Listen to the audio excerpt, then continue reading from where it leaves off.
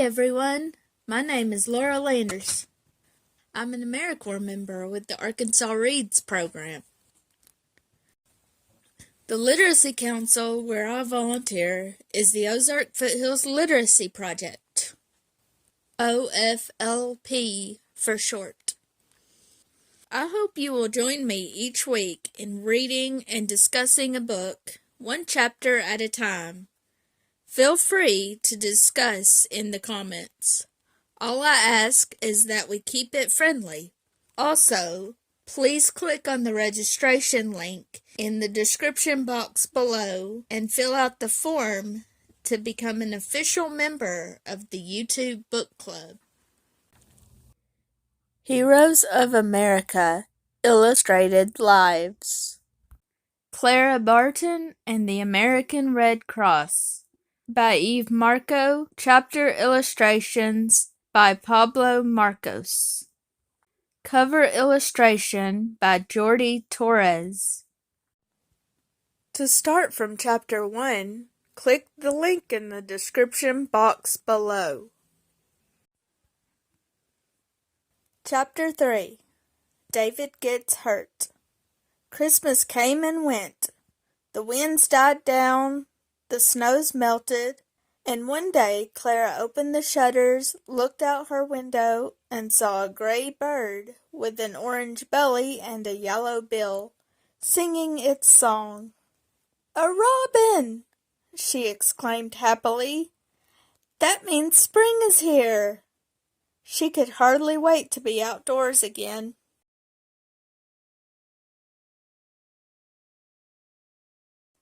But that year, life held something very different in store for 11-year-old Clara Barton. Something that nobody expected. Clara's father, Captain Barton, was building a new barn. It was a big job, so people's neighbors would all come to help. In those days, they called this a barn raising. The men brought wood beams, ladders, and axes, while the women brought hampers full of good things to eat, along with apple cider and hot coffee. Raising a new barn was a hard day's work, but in the middle of the day, people still made time for a big lunch with lots of talk and laughter. Some people called out to Clara's brother, "Come on, David! Get up to that ridgepole and get to work." Clara looked up to the ridgepole at the top of the new barn. Only the best athlete was asked to climb up to the ridgepole, the very top of the roof, the point, to fix the wooden rafters up that high. In North Oxford, where the Bartons lived, that meant only one person, David Barton. David started to climb up toward the ridgepole. "Be careful, David," Clara cried out. "Don't you worry, young lady," said a neighbor at her side. "Nobody knows how to climb the ridgepole like your brother." David didn't seem concerned. Quickly he reached the high beam that connected the front and back walls of the barn. When he was at the very top, he waved at Clara to show her he was all right. Then he walked across the narrow beam from one end to the other. Suddenly, there was a loud crack. The high wooden beam broke apart in the middle. David fell from the top of the barn, and with a sickening thud, he hit the ground. "David!" Clara cried. She was the first to reach his side. "David!" she whispered. She looked at his body, lying still on the ground. Was he terribly hurt? Was he dead? But David opened his eyes. Slowly he sat up.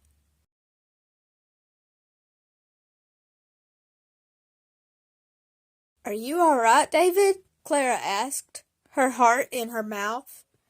Everybody else crowded around them, looking carefully at David.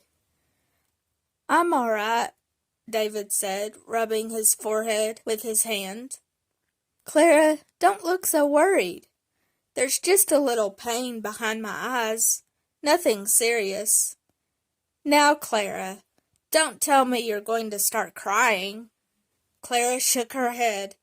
Crying wasn't going to help anyone, but she was worried about her big brother. Let's get back to work, David said, getting to his feet.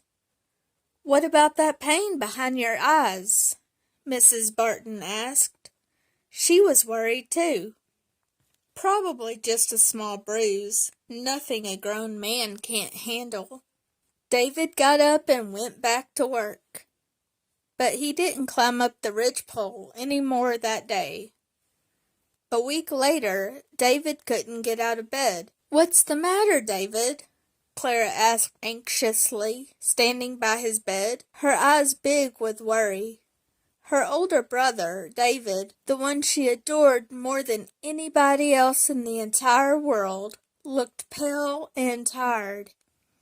I feel so weak, David whispered.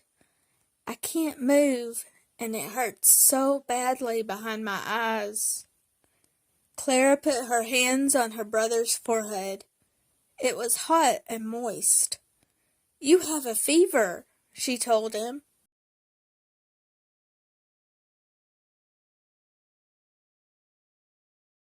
I'm going to get some cold compresses. Quickly, she got a basin of water and fresh linen towels. Mrs. Barton hurried upstairs. One look at David's pale face and motionless body convinced his mother that this was serious. We must get a doctor, she told him. I'll take care of you in the meantime. Let me take care of David, Clara begged her mother. I'll nurse him back to health. That could take a long time, Clara, her mother told her. You have to go to school. I'm going to stay here as long as I need to, Clara said. She put the basin down by the bed and dipped the linens in the water, then gently laid the compresses across David's forehead. He groaned weakly and whispered, That feels good. When Mrs. Barton saw this, she didn't say another word. Instead, she hurried out to get the doctor. Clara continued wetting David's hot forehead with the cold compresses. You'll be fine, she told him. Just don't leave me, David whispered. Your hands feel so good. Once again, Clara almost felt like crying when she saw how weak David was. But this was no time for tears. She was going to stay cheerful and hopeful for his sake. The doctor came and brought with him ointments and medicine. He left specific instructions on how to administer the medicine and how often. Clara wrote it all down very carefully. That evening, she arranged a bed for herself right by David's. I'm not leaving you, she told him. I'm going to be your nurse till you get well. Night and day, Clara stayed by David's side. Carefully, she gave him the medicine the doctor left, making sure to follow the doctor's instructions.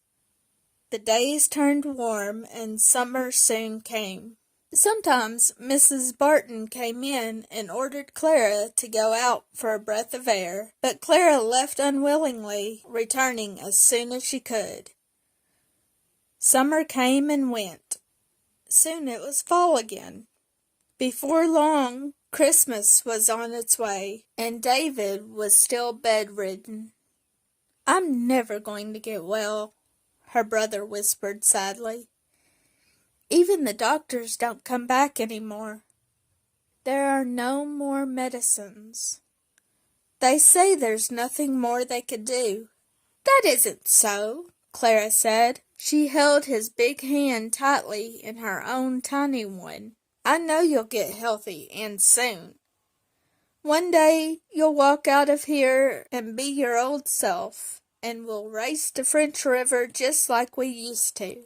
I promise." David smiled when he heard this. Soon he turned his head and fell asleep. Clara straightened the bed covers neatly around him and sat by his bed, never moving from his side. Winter passed and spring came, and with the spring a new doctor arrived. He took one look at David and said to Captain Barton, "I could cure your son, but he must go to a sanitarium where he will get good treatment and lots of rest."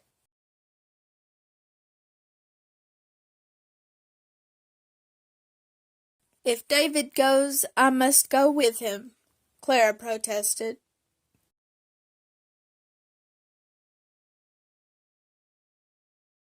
The doctor smiled.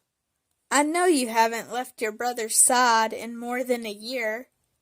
It's probably thanks to you that he's still alive. I wouldn't dream of separating you now."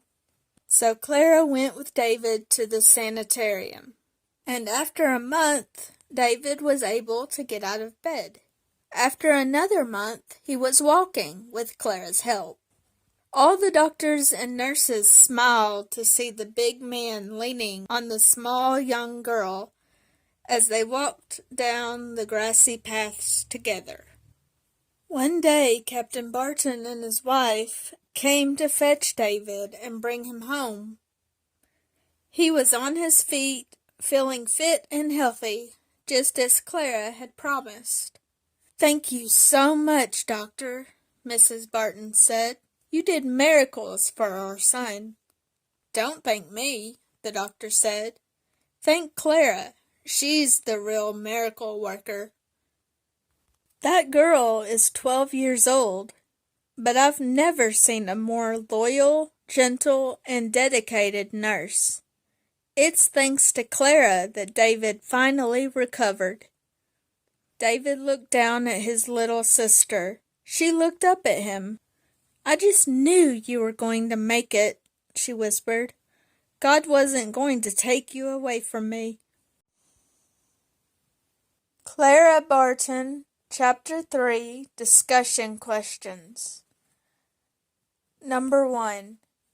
When David fell, his and Clara's reactions were very different.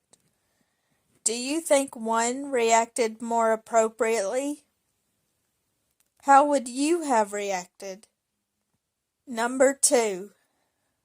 Do you think Clara's mom should have insisted that Clara stay home? Why or why not?